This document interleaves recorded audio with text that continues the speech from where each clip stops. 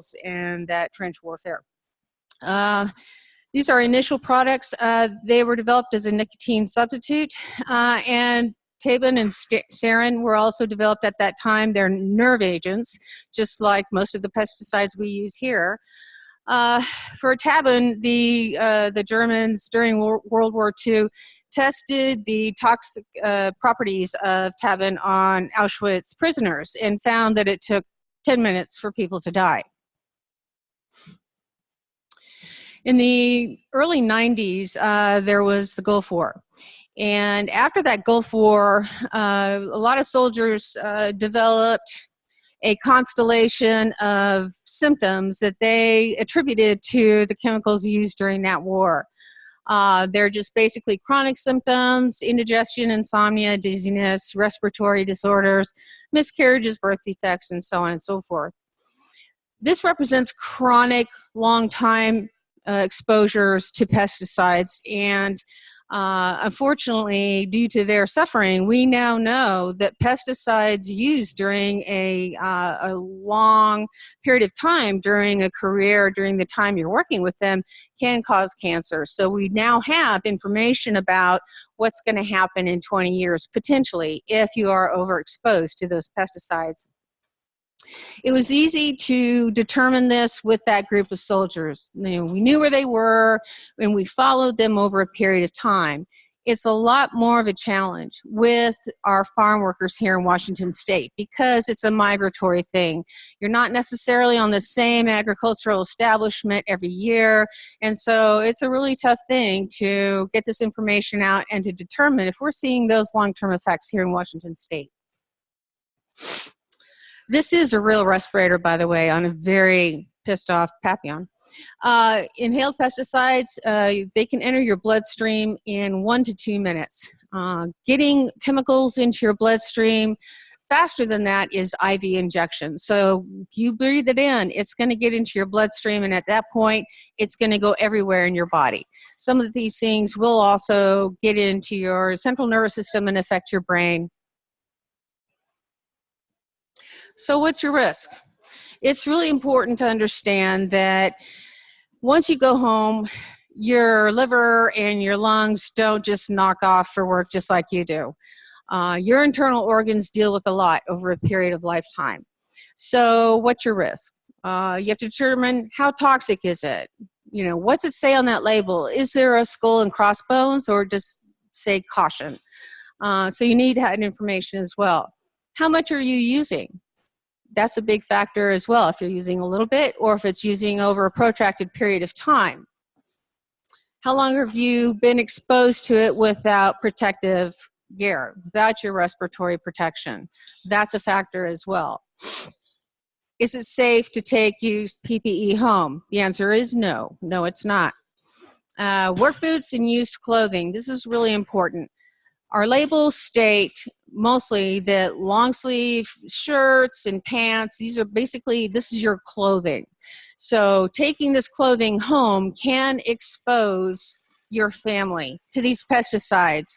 And it's important to realize, due to the toxicity, and especially in children, that if you're taking your work boots home, walking around, and you have a small child crawling on the floor or playing on the floor, that's a potential exposure to your children. Are you getting into your vehicle with your work boots on, with your clothing on? Are you putting them in your vehicle in a bag, or are you just putting them in there? Is there a child seat in the car? Is your vehicle does it have residue of pesticides in it? That's family exposure right there, and that's very important, especially since we're seeing miscarriages and birth defects from it. So that's something to keep in mind. When you leave work, that doesn't mean that there is no longer any kind of health problem.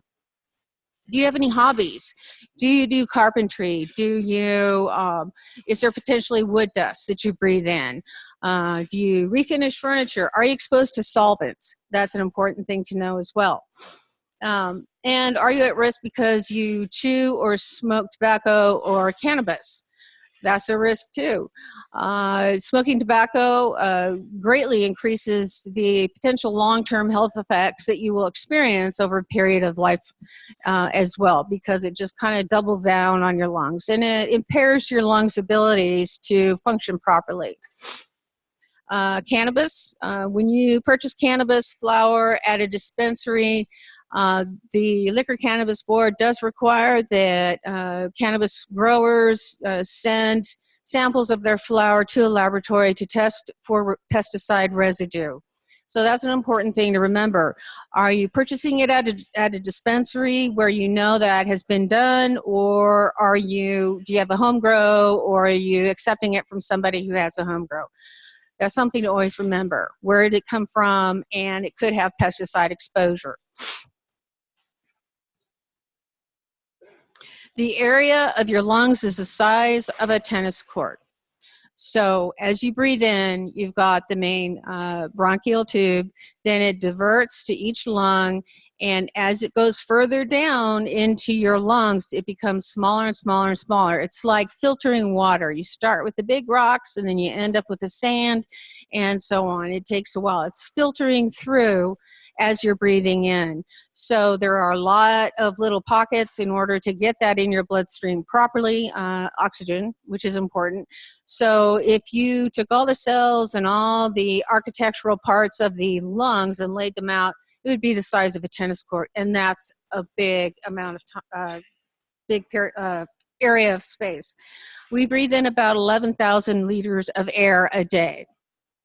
That's something to remember as well. So every time you breathe in, got to make sure that you're well protected for respiratory gear, because that is a lot of volume of air breathing in.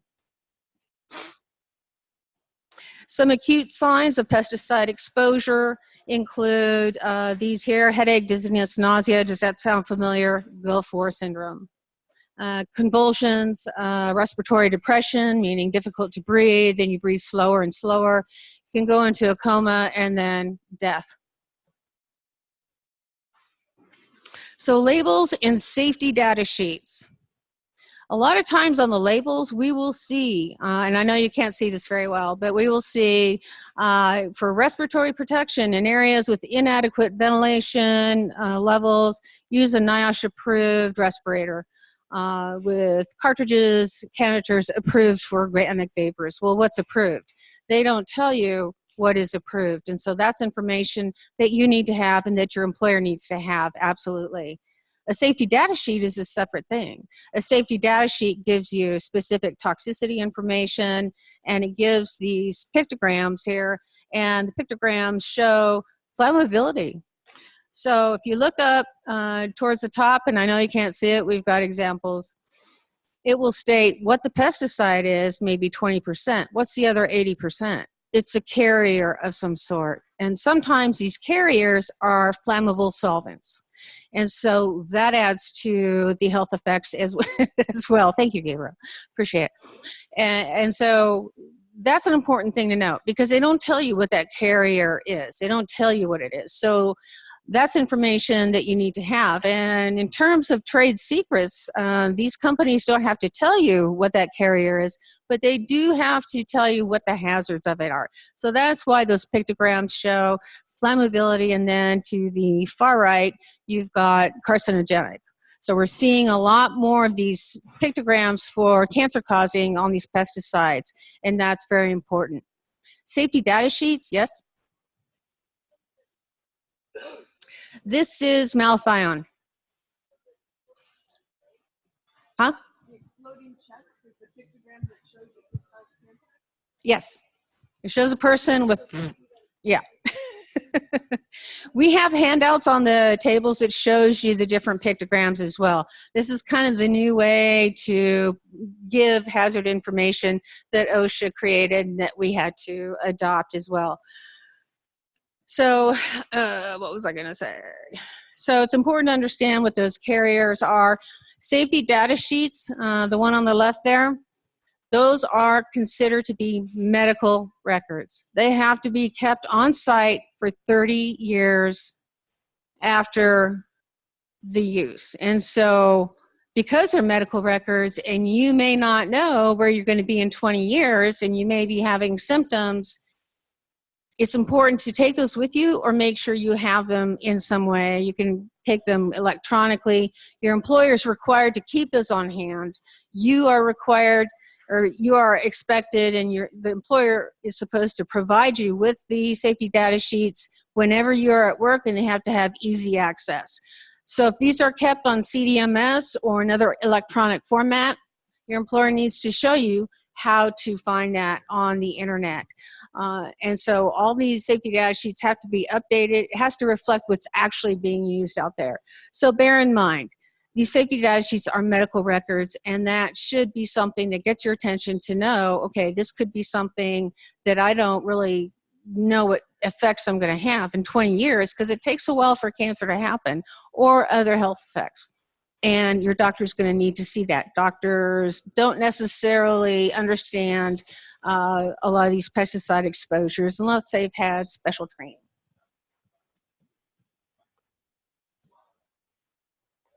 Organic pesticides. They don't mean that they're hazard-free. So here we have Serenade. It's got the Bacillus subtilis in it. It's at 26.2%, and 73.9% is, I don't know. So that's important. That information should be on the safety data sheet. This is the label. Where I've got the highlights there: personal protective equipment, long sleeve shirt and long pants, waterproof gloves, shoes plus socks. And it talks about using N95, R95, or P95 respirators. We will show you examples of that because we're going to have you go through a hands-on period of time here. So be sure to read those labels. And the labels and safety data sheets have to be explained to you in the language you understand best. So if you don't understand all the information on there, the employer is required to have somebody verbally explain this. And many times, and if you look online, all of this stuff is available in Spanish as well. So if that's easier, make sure you have that. And your employer should be able and must be able to show you how to get there and then print those out or put them on a thumb drive. So, you know, war. I like this picture. There are actually pictures of horses with respirators on, which is interesting. This stuff is really dangerous. And, you know, you may not be at war out there, but there's a war happening on pests out there. So be aware this stuff has been used in war and has killed a lot of people. And it's important to protect yourself against that. And inhalation, remember, is a very quick way to get in your bloodstream. All it has to do is you breathe it in, and in 2 minutes, it's contacted every cell in your body. So remember that. Gabrielle? Sure.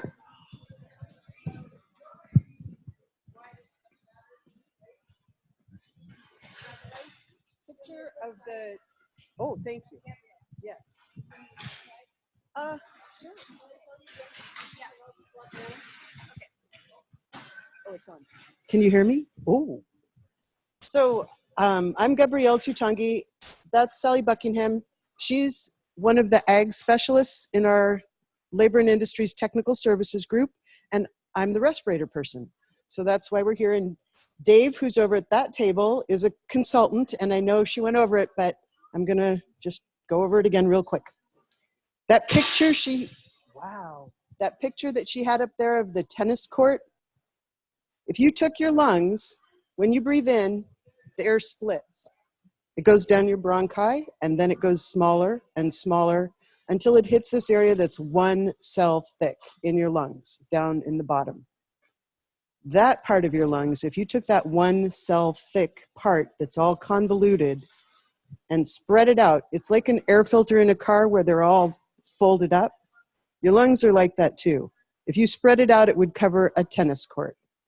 So we're talking about a lot of surface area in your lungs that's 1 cell thick, and the chemicals go through directly to your blood like your oxygen would. So we're going to talk today a little bit about employer responsibilities for respiratory protection. Everybody has one of those little, what do you call those? We have a dust mask, we have a mask. What do we call those? Anybody? Come on. This particular one is a respirator. How do you know? It has a valve. Some of the respirators don't have valves, but this one does. If you look at the valve, what does it say on the valve? That's how you tell it's a respirator. It says NIOSH. So the employer has to evaluate your safety and hazards, determine if you're exposed to a respiratory hazard, do things to control it if they can. But with pesticide application, a lot of times it's hard to control. So then we go to provide and pay for respirators, which is what we're talking about today. Thank you, Sally. And see down there, that little exploding chest? That's the one that causes long-term problems like cancer. Okay. How do we protect workers? In industrial hygiene, which is what I do, which is part of worker health and safety, it's the kill you later part, the health part. We talk about hierarchy of controls. What does that mean? Well, either you don't expose people, that's kind of the best option, right? You can do that by substituting a different chemical, or you can change how the work goes, or you can do all these other things, ventilation, work practice. Somebody over on this section was talking about how they try not to be exposed by making sure that they're having the wind in their face when they're spraying, right? Isn't that what you said? Well, I know he did. Yes, he did. And then we go down to personal protective equipment. See how that's down at the bottom? That's the last option. Why would that be? What happens when you give somebody something that is, put those guys on. Come on, put them on. They're comfortable, right? No. Seriously, if you give somebody something that's hot and uncomfortable and kind of miserable, but also critical to their health, it's really important to wear it if you're going to wear it. So if I put this on, then I'm wearing my PPE, and that's why PPE is at the bottom, because if I don't put it on, which is a possibility, but we're not going to talk about that, then I'm not protected at all. So let's go to the next one, Sally. Some other ways that we can protect workers would be to use water-soluble packaging. That would be up there in an elimination, sort of. It's kind of a containment strategy. We contain the pesticide by using water-soluble packaging. Go to the next one, please. Other ways to protect workers might be, can you see this shield here? So if this splashes, their eyes are on the other side of the shield, kind of like when you go to the salad bar and there's a shield to keep you from spraying your cough on the salad. Go to the next one. And this one has a handy little clip so you can put the pesticide recipe there. Okay, the next one. A large nurse tank, one of the employers. This is a bunch of stuff from Panache, which is at UW, and they have online a workbook of different ways you can reduce exposure to pesticides. This is some of the pictures they had. This person saved 20% of their time because they went to one large mix and load station for the whole place and just had the people that were doing applicating come up and fill at this big station. But it also introduces the potential for a larger spill, right? So next one. Now, that respirator. How many people here would put that respirator on your face? Yeah. So personal, huh? You would. You duct tape it. Perfect. We're going to talk about that. This respirator clearly needs some TLC. It needs a little love. Respirator is equipment. You have to have the right equipment for the job. You can't use a hammer when you need a screwdriver. And respirators are the same way. You have to have the right, over there, we're going to talk about selection. You have to have the right thing to remove whatever the pesticide is out of the air.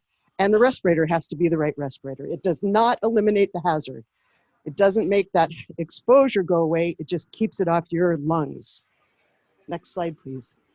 So NIOSH approval, that's how we know this is a respirator, because it says it's NIOSH approved. NIOSH is a part of the government that is for research federally, and they are funded to do research on worker health and safety. They also approve respirators. So they have this whole list of things you have to do to get a respirator approved. That part up there, the middle one, that's actually really important. Does anyone here ever use an air supply respirator? Oh, one. Only one? What do you use it for?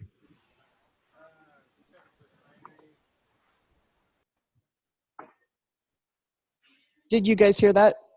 So this gentleman works at a refinery. He sometimes does what I heard was a little bit like confined space entry and sewer work.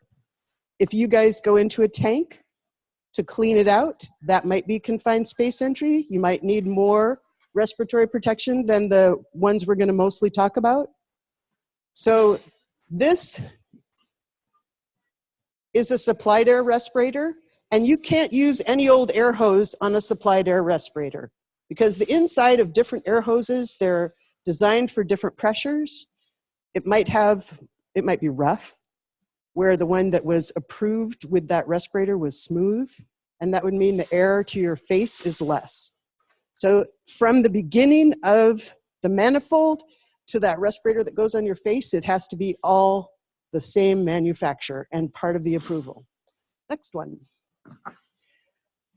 Okay, let's go back to these. Putting them on. I'm going to jump out a little bit out of order, and we're going to put this on now. So if I put this on like this, oh, thank you. If I put it on like this, whoops. If I put this on like this, am I wearing this respirator? Could you guys move over? I know you can see the PowerPoint, but I would just be so happy if you could move a little bit closer. Thank you. So, okay, do you ever wear them like this? I know some people do. When you wear it like that, it's still hot, right? It's still humid, it's still uncomfortable, and it does nothing to protect you. So, if you're gonna wear one of these, when you put it on your face and bend it, it doesn't work very well. For me, if I bend it on my finger and then bend the flange back a little bit and then put it on and flatten it against my face,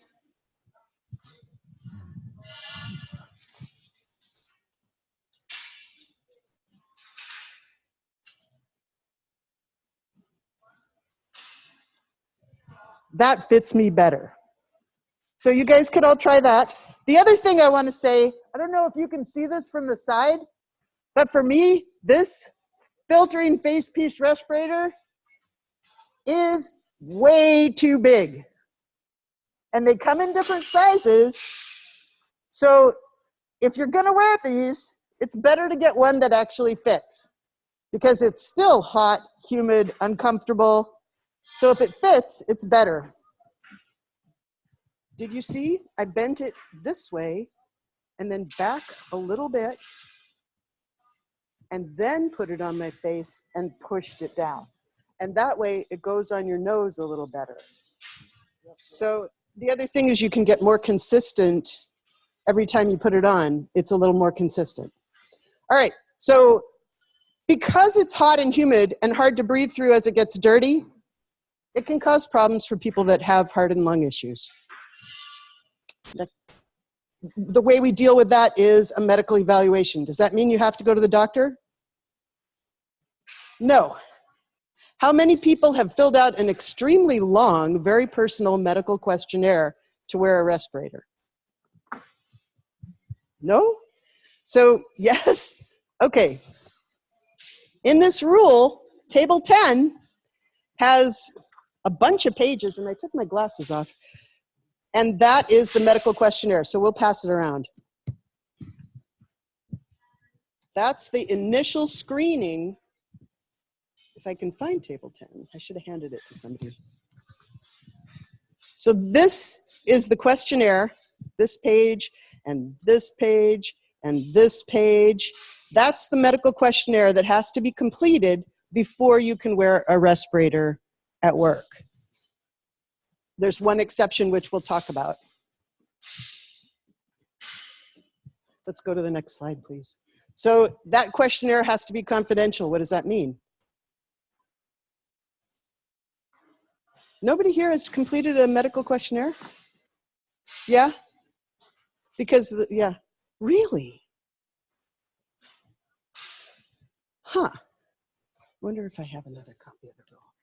Sally, do you think you could, Dave, could you please open to the medical questionnaire and we can pass another one around too? So the healthcare provider looks at the questionnaire and decides if it's okay for you to wear that respirator. And your employer should tell them it's this task you're going to be doing, probably pesticide application, and you're going to do it wearing this kind of respirator. So the only thing that your employer gets back, yes, this person is okay to wear a respirator, or this person might be able to wear a different kind of respirator, or no, this person can't wear a respirator, or have them come in, I need to do further evaluation. So those are the 4 options. Your medical information does not go back to your employer. If it does, the healthcare provider needs to have a little more information because they're not supposed to do that. Next slide, please. Sorry. So these are air purifying respirators. Do they clean the air that's outside of the respirator? No. They clean the air when you bring it into your lungs. The air is cleaner. The outside, it's still hazardous. This one is a powered air purifying respirator. Some people think it is supplied air because it blows, but in the actual name, PAPR, powered air purifying, it says air purifying, so it is not a supplied air respirator, even though it blows fresh air. Next slide, please. Okay. Dust masks. We're going to talk about dust masks over on the tables. And these are all different kinds of respirators. Next slide. In order to use an air purifying respirator, you have to know what it's pulling out of the air. Is it a dust? Is it a, So can I help you with that? Yes. So you put it on because it's tight enough, so you doubled it. Yeah. That one goes down below your ears. It actually comes down below your ears. So the second strap, did you guys see that? The first, so I'll come up to the front. Yeah, please. Okay, so when I put this on, I put it on above my ears with this strap and below on my neck with this strap. So it might feel like it fits better if I do this, but that means that it's probably not the right respirator, right? So the other thing you could do if the strap is too loose is tie a little knot to make the strap a little tighter, but you want the strap on the bottom of your ears and on the top of your ears. So you have to know what it is you're protecting against. These are only good for dust. Only dust. Only particulate. So this is an example of dust. This is fracking actually, but so it's kind of an oil related one. That's a particulate. And you could use this if you were exposed to a dust. You could use this kind of respirator. Okay. All right. So one other place where people have a lot of confusion about these. If you look at it, it'll say either N95 or P100. If you look here, it'll tell you what kind it is. So there should be an P, an R, or an N, 95 or 100. What does it say? I can't see it, I don't have my glasses. It says N95. So what this would be good for a dry dust only. If I was doing pesticide application, would this be good? No, why not? What do you usually put in the tank mix? Liquids, and probably something that's oil-based, maybe mineral spirits. There's probably some kind of emulsifier or spreader or sticker, one of the adjuvants, that's oil-based. So you don't want the N95. You want something that is oil-proof, probably, or you could use the oil-resistant. So you want a P or an R. Let's go to the, we already did that. Next slide. All right, so what's this? Yeah, right. Next. This is an aerosol, a mist. Let's go, if you hit it, it'll, a spray, and one more down on the bottom, mist and a vapor. So I wanted to talk about, what do we call this? What is a vapor? That's the one thing. This is liquid, right? The previous one was dry. This is a liquid. If it's a vapor, it's evaporating. So vapor and evaporate. Then let's go to the next slide. What's this? Nobody? Fumigation. What happens when we fumigate? What was that? Creates a gas. So you fumigate. This one is potatoes. So we're looking at an isocyanate gas, which is a sensitizer. And over on the side, that would be for small rodents, hopefully, or whatever. But that one's phosphide, and that is also a sensitizer, and it causes like lung pleural damage. So here we have gases. Is this going to help you? Not in any way at all. This is only for particulate. If it has a P or an R, you can use it for oil resistant. If it has an N, it's for dry dust. N is no for oil. Okay. Respirator cartridges, which you'll see over there. They're different colors. Different colors work for different things. The pink ones, there's a lot of different varieties. These are nice and flat, so you can use them in welding. These guys are the same thing. Maroon is for dry particulates, so it's the same as this one. Will it work for something wet? Well, if it's a P or an R, it'll work for oil resistant.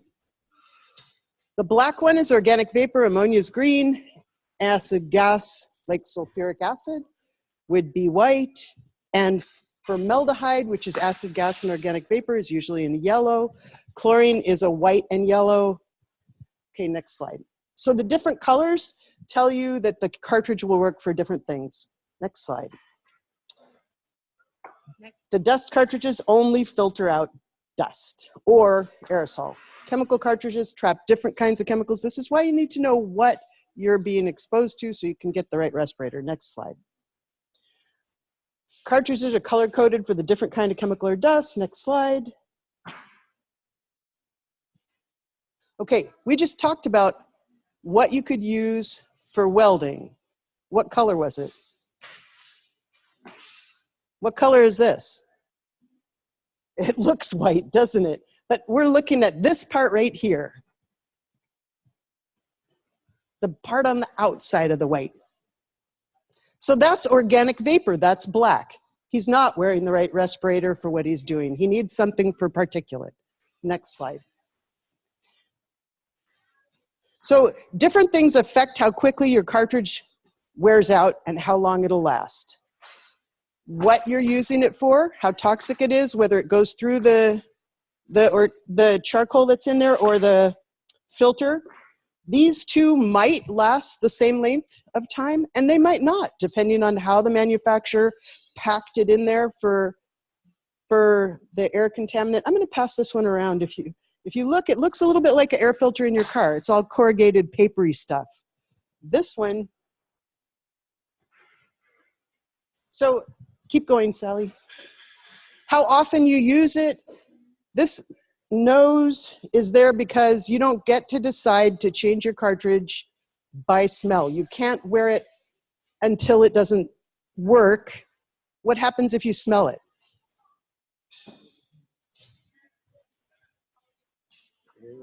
Yeah. Have you guys ever used a respirator and had the chemical come through? What happened? Did you have symptoms? Oh yeah, you get your sinuses, you start feeling your sinuses. Okay. Water. So what did you do? Did you finish what you were doing or go do something else? You went and got new cartridges. Good. So if ever you do have something where you smell it, change them out right away. I'm going to pass these around. So sometimes you can have chemicals that interfere with each other. Different manufacturers put different amounts of stuff in the cartridges. And let's go to the next slide. Okay. So if they don't fit your face properly, this is what happens. Look at him. What do you see? Do you think his mustache is a problem? Probably not. Needs to be fired? Why? I think they need to get him a respirator that works. Go ahead, put the next slide. See how he's got stuff all around his nose? It's breaking through next to his nose. That's why getting that metal bar along your nose so that it fits properly is so important. Okay. So if they don't fit your face, it'll leak. If you have a beard, if you think about this as a big blown up respirator seal and a beard hair, there's space on either side of that, right? The gas goes right through there. So let's go to the next slide. Dust mask doesn't filter out chemical vapor. Next slide. They're not adequate for heavy amounts of dust. Next slide. And they might not be suitable for extremely toxic dust. So this is something that NIOSH just put out. You can find it online. It has examples. I've got handouts, so we won't spend a lot of time on it. Examples of different kinds of beards that you can and cannot wear under your respirator. So next slide. Is that guy using his respirator correctly? Do you think he has a seal? Do you think it's hot and humid and hard to breathe through? So he has all the negative parts, but not the benefit of wearing the respirator. Next slide. And he's got also a beard, you can see over there. Next slide. Storage. Does it matter where you put your respirator to store it? Yeah. You want it somewhere clean, you want it away from chemicals, and you want it in a container that's going to protect it. So this one fits nicely in this container. It's a rigid container, so if something bangs into it or is resting against it, it'll protect it. The thing about this part here, if that bends or gets distorted, then when you put this on your face, it creates a leak, which you don't want. So it's hot, uncomfortable, and it won't work. Next slide. Okay, fit testing. How do I know that this respirator fits me? How do I know? Put it on. Okay, how would I know? Plug the holes. And then what? Breathe. Does this fit me?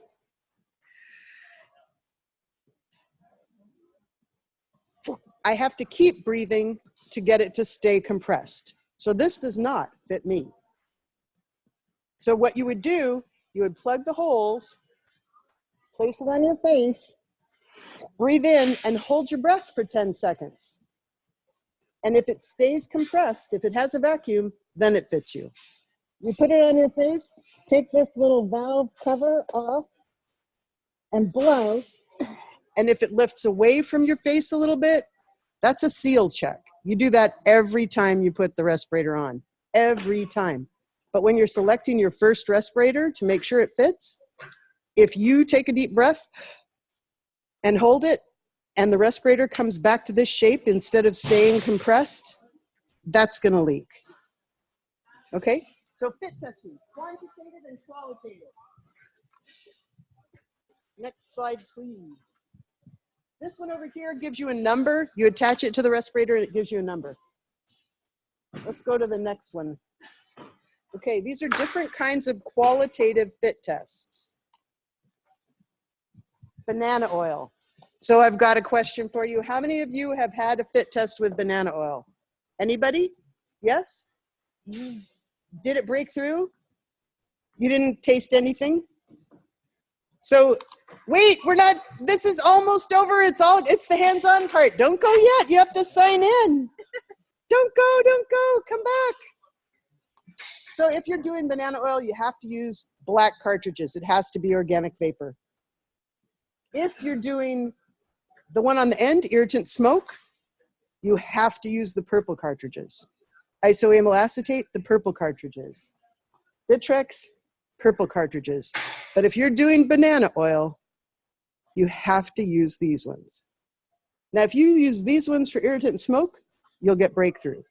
If you use the purple ones for banana oil, you'll get breakthrough. So you really need to know what you're using so you can have the right cartridge. Okay.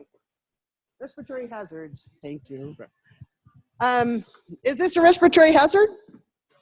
If they put that on their face, yes, they're exposed to whatever's all over that. Next slide. Let's just keep going through these. These are different examples of how not to store your respirator. So the seal check, we just talked about that. We're going to talk about cleaning and maintenance over there at that table. And soapy water, don't wash the cartridge. Wow, well, can I wash this one? No. But if I was wearing a bandana, I could wash it. Would a bandana work for small particles that get to the bottom of your lungs? No. This one is designed like an air filter. It gets those tiny particles that go into your bloodstream. And it's disposable, not washable. When you wash these, does anybody actually take them apart and wash them? Yes. Okay, good. Don't wash the cartridges. Let's go to the next one. You let it dry because why would it matter? Why would it matter? You're gonna have mold growth. You might not want to breathe that. And water wet? It might not seal if it's wet, true. Okay, replace it if damaged. So back to the damaged one quick. This respirator, this is what happens if you have something pressing on your respirator, and then it won't fit on your face properly. Next slide. The other one melted. Training is a requirement under the rule. Employees have to know all this stuff we just went through. Next slide. There needs to be a person in charge of the respirator program that knows what they're doing. There needs to be, this is all the things that are required under our rule in a written program. The person's designated, you have to talk about how you're going to select the right respirator, medical evaluations, how you're going to do them, fit testing. Next slide, please.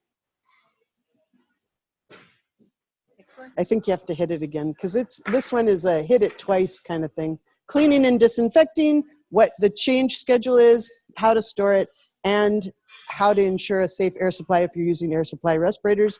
Then you have to train people on all those things. Next slide. So that is the end of the PowerPoint. Now we're going to break up. Do you have any questions about the PowerPoint? Just before we have questions, I wanted to get a couple of housekeeping items done. There is a sign-in sheet up there for you to sign in. Make sure your name and information is there so you get credit for the class here. Also, there's food. So as you leave, when we're done, take food. We don't need the food. It's for you. We have consultants here, and Lonnie should be here after a bit. Our consultation program is free.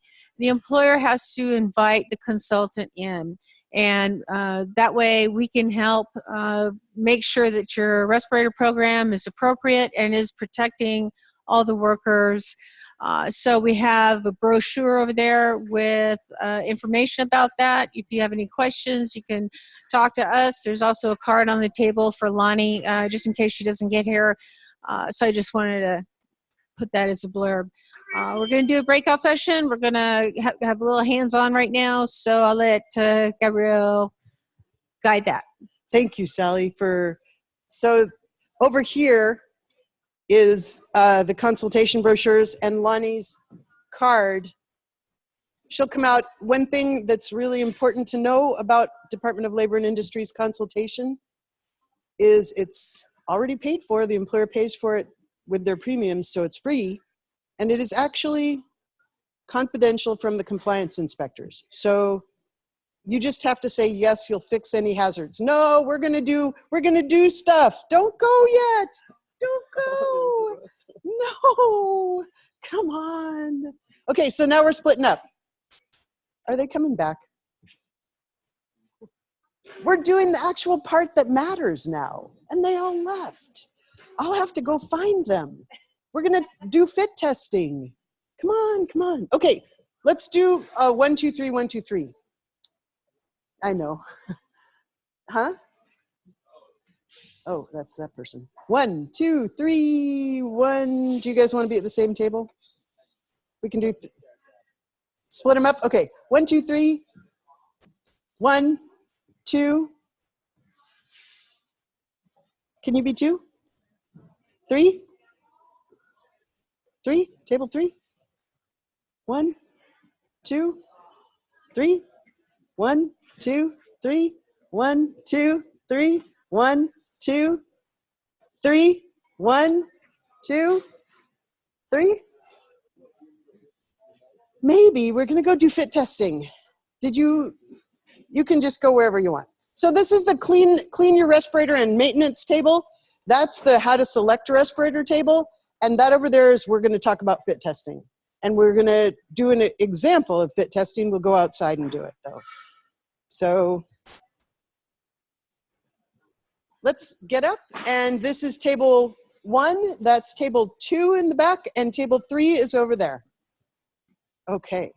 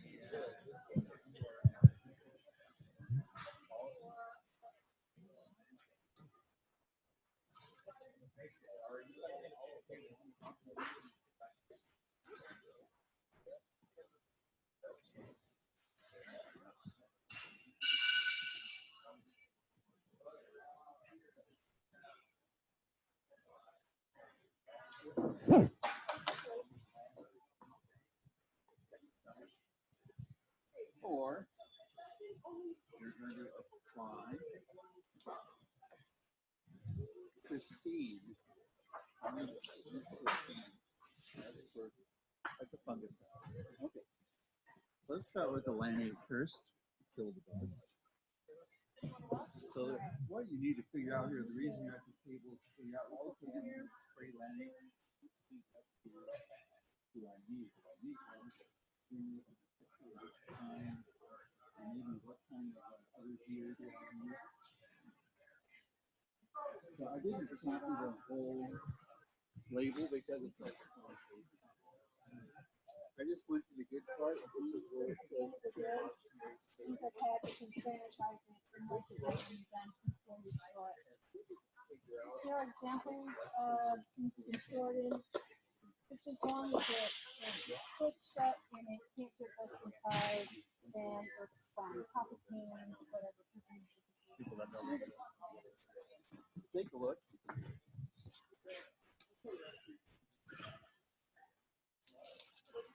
At least I got you on the right page.